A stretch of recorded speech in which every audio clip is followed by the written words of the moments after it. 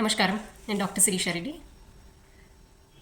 మనము ఇంతకుముందు వీడియోలో నాథూరాం గాడ్సే ఎందుకు గాంధీని చంపారు అన్న రీజన్స్ గురించి మాట్లాడుకున్నాము. ఇవాళ అసలు గాంధీ గారు చేసిన తప్పులేంటి అన్న దాని గురించి మనం విశ్లేషించుకుందాం. మొట్టమొదటిగా 1919వ సంవత్సరంలో ఏప్రిల్ 13వ తేదీన జలియన్ వాలాబాగ్ ఇన్సిడెంట్, ఇదొక పెద్ద ట్రాజిడీ అమృత్సర్లో జరిగింది. 10,000 మందికి పైగా భారతీయులని చంపారు బ్రిటిషర్స్.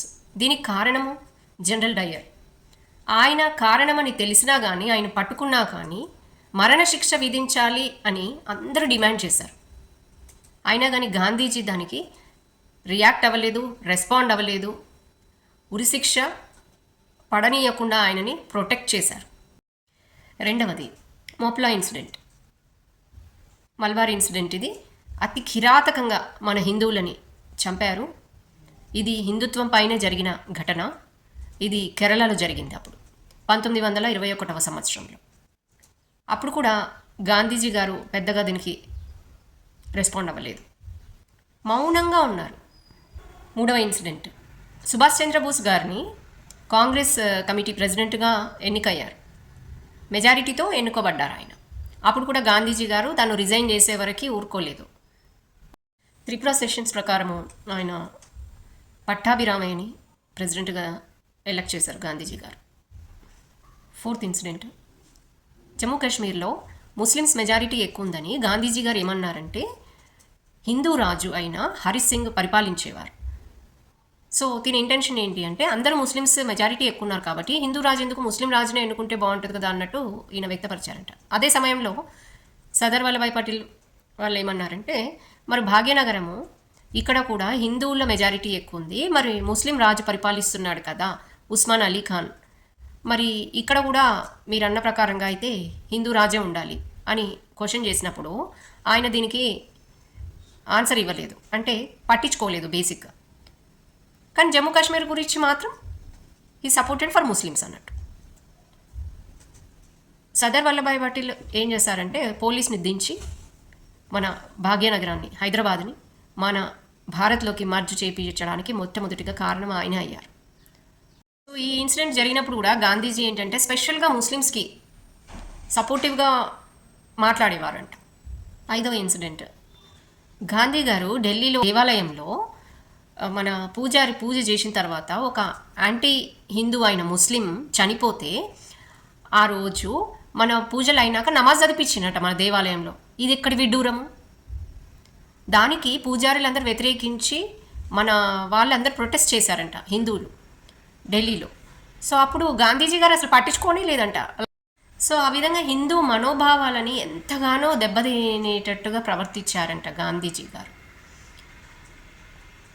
ఇప్పుడు ఏదన్నా జరిగితే వాళ్ళ మసీద్లలో వెళ్ళి మనము పూజలు చేసుకుంటాము, లేదంటే భగవద్గీత చదువుతాము అంటే వాళ్ళు ఒప్పుకుంటారా చెప్పండి? ఆబ్వియస్గా వాళ్ళు ఒప్పుకోరు. కానీ ఇక్కడ మాత్రం దేవాలయాలలో నమాజ్ చదివించడం అనేది issue which was happened in Delhi.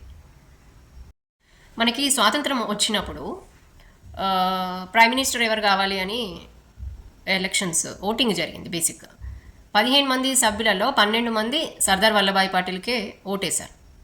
So అలాంటప్పుడు నెహ్రూ గారు ప్రధానమంత్రి ఎలా అయ్యారు? Majority of voting Sardar Vallabhbhai పటేల్కి ఉన్నప్పుడు నెహ్రూ గారు ఎలా ప్రైమ్ మినిస్టర్ అయ్యారు? అంటే గాంధీజీ గారు చేసిన పనే ఇది కూడా. He supported Nehru. ఇన్ఫ్యాక్ట్ ఎన్నికలకి వ్యతిరేకంగా ఆయన డిసిషన్ తీసుకొని నెహ్రూ గారిని ప్రైమ్ మినిస్టర్గా పెట్టడం జరిగింది. ఇది ఎంతవరకు సమన్వయం అనిపిస్తుంది చెప్పండి?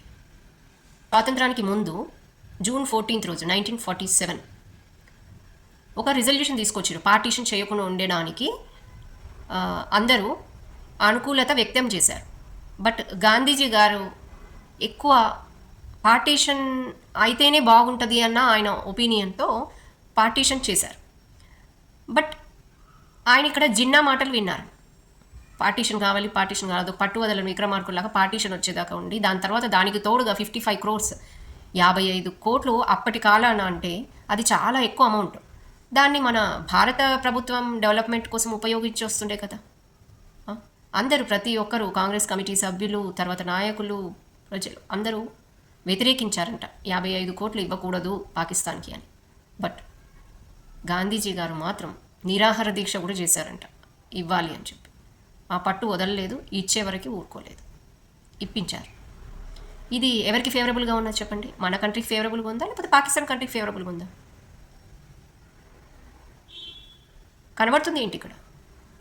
ఎప్పుడైతే హైదరాబాద్ భారత్లోకి మర్జ్ అయిందో అదే సమయంలో కాశ్మీర్ ఇష్యూ కూడా సాల్వ్ అవుతుండే. అనివారణ కారణాల వల్ల అవ్వకుండా ఉండిపోయింది. బికాజ్ ఆఫ్ గాంధీ అని నమ్ముతారు. 9th పాయింట్, గాంధీజీ గారు ఒక భజన్ సాంగ్నే మార్చేశారు తన ఇష్టానుసారంగా. రఘుపతి రాఘవ రాజారాం పతిత పావన సీతారాం, ఇదే ఆ భజన్ సాంగ్. నేను దీని లిరిక్స్ కూడా మీకు అటాచ్ చేసి పెడతాను లింక్కి, ఏదైతే ఏ వర్డింగ్స్ అయితే మార్చారు అన్నది. వాస్తవంగా చెప్పాలి అంటే వ్యక్తిగతంగా ఆయన వాళ్ళ ఫాదర్ చనిపోయే స్థితిలో ఉన్నప్పుడు ఆ పరిస్థితుల్లో కూడా ఆయన వాళ్ళ ఫాదర్ని వదిలేసి వాళ్ళ వైఫ్ దగ్గర వెళ్ళి ఉన్నాడంట. అండ్ ఆల్వేస్ ఈ సేస్ దట్ నేను బ్రహ్మచర్యం తీసుకున్నాను అని. బట్ బ్రహ్మచర్యం ఎప్పుడు he use to broke it, ఆయన ఎప్పుడు పాటించలేదు, అలాగే ప్రవర్తించేవారు. ఆయనకి హిందువుల కంటే ఎక్కువ ముస్లిమ్స్కే ప్రయారిటీ ఇచ్చేది. మైనారిటీ అన్న పేరు మీద ప్రతిదీ అన్ని బెనిఫిట్స్ కూడా వాళ్ళకే ప్రొవైడ్ చేసేదంట. సో ఈ ఇన్సిడెంట్స్ అన్నీ చూస్తే మీకేమనిపిస్తుంది? For example, all these things are there. You can even conclude what is he, how he is he, ఆయన ప్రవర్తన, ఆయన చెప్పే విధానము, ఆయన పాటించిన విధానాలు, ఆయన ఐడియాలజీ, ఆయన ప్రిన్సిపల్స్, ఇవన్నీ ఎవరి కోసము? ఈ ప్రిన్సిపల్స్ అన్నీ హిందువులు పాటించండి అని. కానీ ఆయన చేసేది సపోర్ట్ అంతా ముస్లిమ్స్కి సపోర్ట్ చేసేది అని అందరూ నమ్ముతున్నారు. ప్రధాన మూలము అప్పుడు గాంధీజీ తీసుకున్న కొన్ని నిర్ణయాల వల్ల ఇప్పటికీ మన దేశం అల్లకల్లోలం అవుతుంది. పాకిస్తాన్లో ఎప్పుడైతే పాకిస్తాన్ని డివైడ్ చేశారో అప్పుడు ఇక్కడ నుండి ముస్లిమ్స్ అందరూ అక్కడికి వెళ్ళిపోవాలి అని డిమాండ్ చేస్తే గాంధీజీ గారు మాత్రం లేదు, ఇక్కడున్న ముస్లిమ్స్ ఇక్కడే ఉండని అని చెప్పి వాళ్ళకి పర్మిషన్ గ్రాంట్ చేశారు, ఇక్కడే ఉండని అని. సో ఇప్పుడు ఇక్కడ మెజారిటీ ముస్లిమ్స్ పర్సంటేజ్ వైజ్ చూస్తే చాలా ఎక్కువ అయిపోయింది. అదే పాకిస్తాన్లో 1-2% వచ్చేసింది. అక్కడనేమో హిందూ పాపులేషన్ తగ్గిపోయింది, ఇక్కడనేమో ముస్లిం పాపులేషన్ పెరిగిపోయింది. సో ప్రతి ఒక్క నిర్ణయము కీలక పాత్ర వహిస్తుంది అనడానికి ఇది ఒక నిదర్శనము. గాంధీజీ గారు చేసిన తప్పులు అప్పుడు ఎత్తి చూపిన వారిలో గాడ్సే ఒకరు. భారతీయులకు ఏ విధంగా అయితే మంచి చేయాలనుకున్నారు తను ఎక్స్ప్రెస్ చేయలేకపోయారు ఎవరికి. అందుకని ఆయన అప్పుడు ఆ డిసిషన్ తీసుకొని చంపడం జరిగింది గాంధీజీ గారిని. క్షుణ్ణంగా పరిశీలించినాక ఈ చిన్న చిన్న తప్పుల వల్లే మన భారతదేశం ఇంకా అల్లకల్లోల పరిస్థితిలో నుండి బయటికి రాలేకపోతుంది. సో ప్రతి హిందూ మేలుకొని వారి బాధ్యత వాళ్ళు గుర్తించి బాధ్యత అనుసారంగా ప్రవర్తించాలి అన్నది మొట్టమొదటిగా మనం గ్రహించాల్సింది. జై శ్రీరామ్. నమస్కారం. నేను మీ డాక్టర్ శిరీషారెడ్డి.